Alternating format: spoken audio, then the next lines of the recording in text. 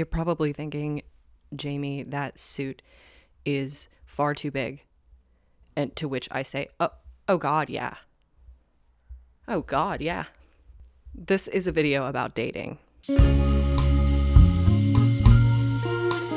Honestly, this has been a long time coming. I've been thinking about making this video for months now. A couple of things have held me back, and I'll get into that. But it seems I've become kind of a solidarity space for strange and off-putting people in their 20s, including but not limited to people in their 20s. And originally this YouTube channel was started because I was having a tough time graduating college and figuring out what I was going to do. So I sat in my room and I made a video of me talking to a camera, sort of therapy style. And I forgot that that's how it started. And so when I felt some weird sense of guilt about making a video like this, because I thought this is not interesting, who wants to hear someone talk to you on their bed about dating? I guess that's like 90% of podcasts, isn't it? I didn't feel like I had the platform to be another drop in the bucket, if that makes sense. But I'd like to get back to making videos like this, where I just sort of talk to you. And it has nothing to do with illustration, even though, if you didn't know, that's my job. I do illustration for my work job. And that brings me to a large reason of why I hesitated to make this video. Reason number one, part A, I still struggle with talking to a camera. I don't know what it is, if I need to put googly eyes on it or something, but I feel shy. And I'm trying to exercise that by revealing my most vulnerable and innermost thoughts to you on the internet. The other reason, part B, is my career. I have an online persona that's basically inherently linked to my portfolio and what I do as an illustrator. So it's always felt a little strange to talk about romance and dating and sexuality, even if that is like a key part of my life as a person. So my goal is to find a balance between the two, and maybe it's fine. Maybe everything is okay, and I don't know why I'm worrying. The last time I spoke about dating on this channel was when I brought myself on a date to the aquarium, and I put that video up about half a year ago to a year ago. I actually have no idea. Time has been passing at a rate that I cannot parse. Anyways, I brought myself on a solo date to an aquarium, and I filmed the experience of doing so. And it was great. Did it reveal anything groundbreaking to me as an individual seeking love? No. And I guess that wasn't my intention with the video. It was literally just to document it and show you that you can do dates on your own. And it's cool. Now, full transparency, since then, have I been dating? Yes, I know. We've all been asking, right? I know you've been curious. I have been dating, and I've had a couple, I guess you could call them relationships since then. And I've also just gone on, first dates here and there. Newsflash, I am still single at this time.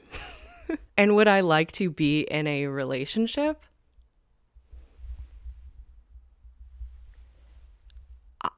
I think so. I'm kind of trying to figure out if that's my goal or not right now. A large part of my frustrations with dating in your mid-20s is you're now at a point in your life where you feel pretty secure. Like, you have a good job, you have a good living situation, you're making money, you have hobbies.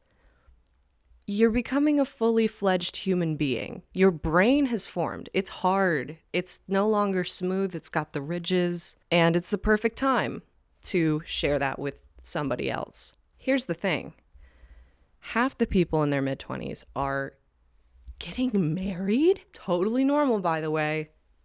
Hey, if you're married and you're watching this, great job. That is fantastic. Different from what I'm used to, personally, at this time. And then some people are still figuring it out. Some people are maybe still in school. Some people are fresh out of school. And you've got all these people in this similar age group who are experiencing wildly different things. And this is nothing new. What I'm talking about right now is like every single conversation about dating in your mid-20s is you have people running the whole gambit. So now that I've sort of addressed the topic without introducing myself and my own dating experience, now we're going to do that. Let me give you just a short background about me and my dating history, since everyone's asking. I'm 26. I graduated college in 2020. I dated a lot in high school and in college. I mean, I have been dating since dating was an unlockable thing. As soon as I heard about kissing and holding hands, I was after it. I had to have it. I'm a very logical person, but I'm also a very flirtatious person, and I love love. Like, what can I say? Okay, I'm a lover. So I have been basically dating since I was a young teenager, if you could call it dating. I was in a few serious relationships through the end of high school to the end of college, basically. And once I left college, I was kind of just dating as a young adult in COVID times, which was an insane time to be a young adult graduating college and dating. And now, 2024, since then, I've had a relationship and I have tried just dating to date, to get experiences and figure out things about myself and other people. But lately, I have been wishing that all of that other time that I spent dating when I was like growing into myself as a adult and figuring out who I was as a teenager, that's a fine time to date and learn things. I learned a lot, but now that I'm at the most secure place in my life than I ever have been, it would be a nice time to be, having a partner. It would be a good time for that. Part of the downside to doing all of that dating up until this point is I've become very particular. So I know what questions to ask. I know what I'm looking for. I know what works with my personality and who I would absolutely break in half, like a piece of plywood. And like, we don't want that. That's like negative connotation, break you in half like a piece of plywood. But knowing all of that definitely limits the dating pool. I've now come to a point in my life that I'm not just dating to date and to learn things. I'm dating to be in a relationship with someone very specific. There are negotiables and non-negotiables. Things that are negotiable. Interests, hobbies, even kind of outlook on life. Non-negotiables, intelligence, humor, confidence in themselves as a person,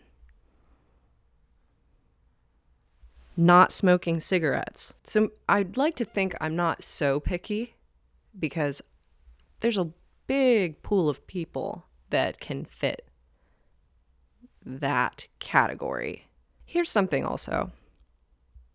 Like, Dear Diary, sorry, this is about my dating experience. Dear Diary, I'm always the first one to approach. I always have been. That's just how it has been for me. If I see something I'm interested in, I will usually feel it out and then go for it. Whether that be literally walking up to someone in a coffee shop or confessing to a friend that I've had for a while or sending someone a DM. Okay. Now, I don't mind doing this. This is not a negative thing. It's kind of fun for me.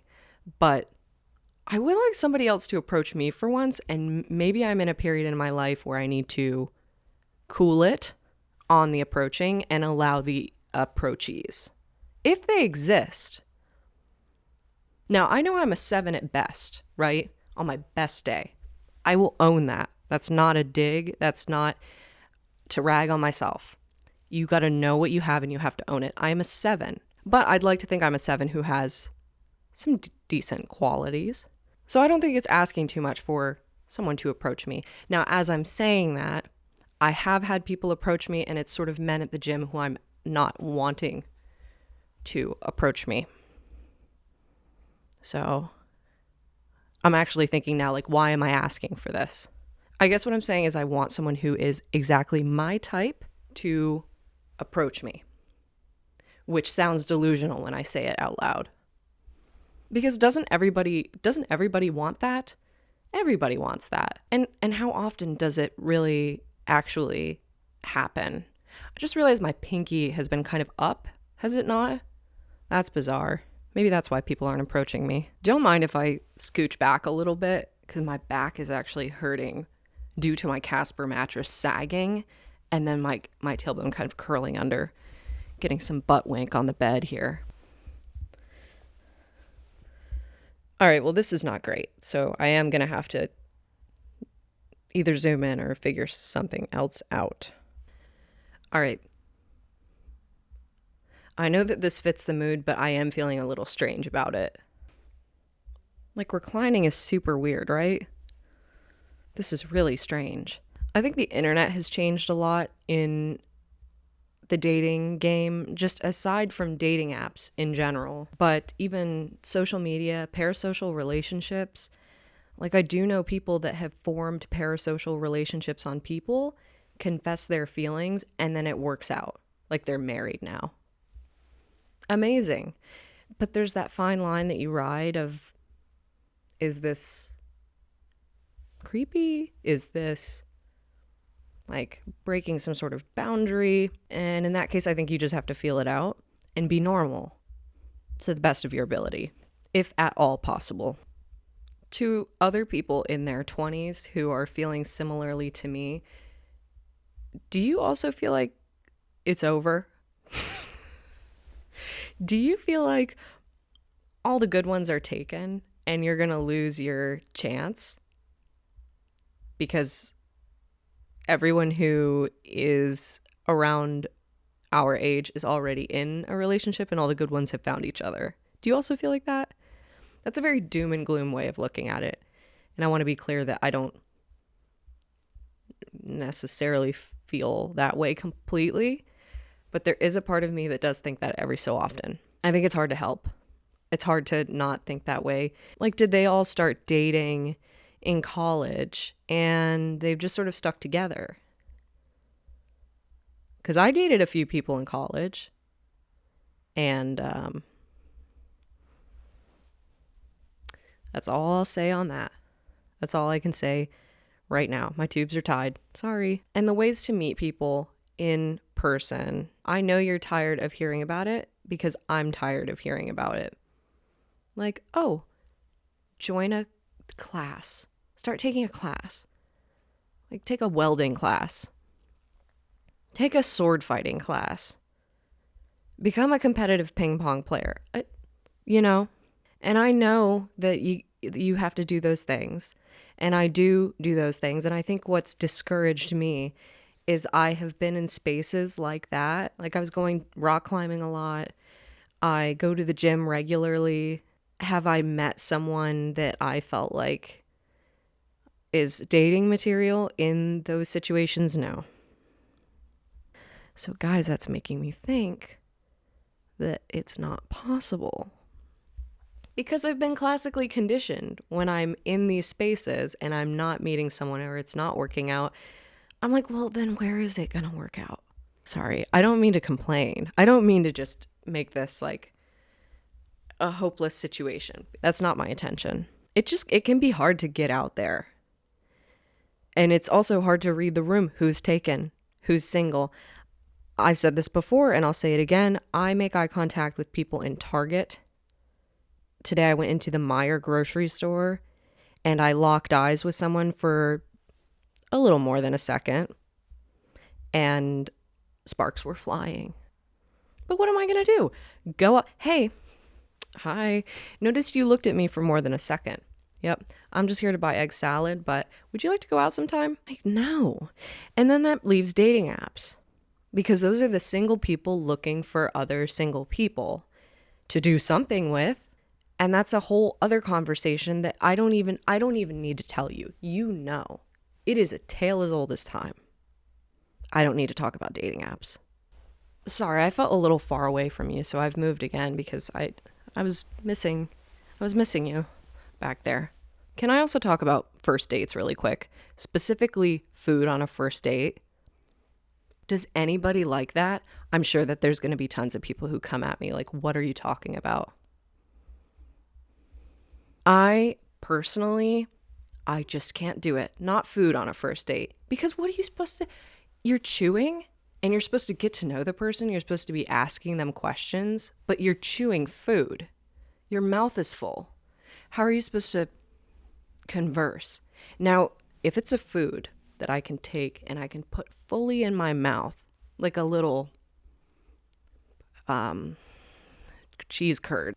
You move to the Midwest and then the only food you can think about that you put in your mouth is a cheese curd. You know what I'm saying? Versus like a pasta or a salad or a burger, like, or sushi. Sushi teeters the line. Sushi's pushing it. There's too much chewing and like the mess. What if I'm like spilling on myself? Yeah. I've always been self-conscious about eating on a first date. Partially because you can't make conversation. Partially because, hey, I don't like the way my mouth looks when I chew. That's none of my business and it's none of my date's business. Here's a great food idea for a first date. Ice cream or a beverage. It's like you don't have to chew it so much. You kind of just let it slide down your throat and you're able to converse.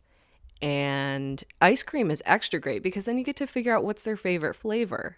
Are they putting toppings on it? Are they a cone person? Are they a bowl person? I know that was one of my parents, if not their first date. It was one of the first dates. Ice cream is great. A beer is also great. Takes the edge off. If you're someone who drinks, you're a little less nervous. You also get to find out what the person likes to drink. I've always loved beer on a first date.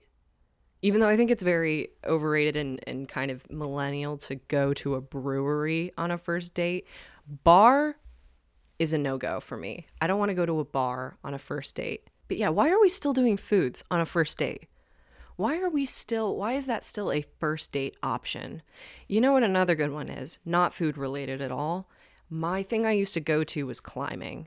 I would take the person rock climbing, specifically bouldering, even if they had never done it before or if they were super experienced, because it's a way to see the person problem solve. It's a way to see how they go about challenges. That's the same thing as problem solving.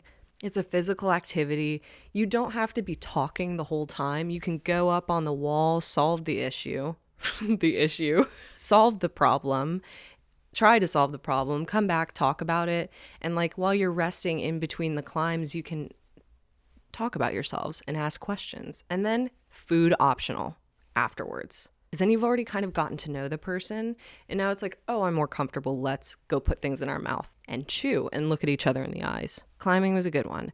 I've kind of exhausted it though. I'm kind of sick of it now at this point in time. It's scary to admit things like this on the internet because I get in my head.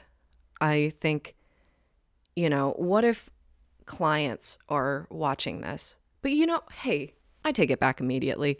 Everyone has some degree of feeling affection, and most people have desire. So I don't think the publisher, the editor of the book I'm working on is going to be like, don't talk about eating ice cream on a first date. That's not for kids. At least I would think so. So I guess that anxiety, okay, throw that away. No reason to worry about that at all whatsoever. Also, just the fact that I'm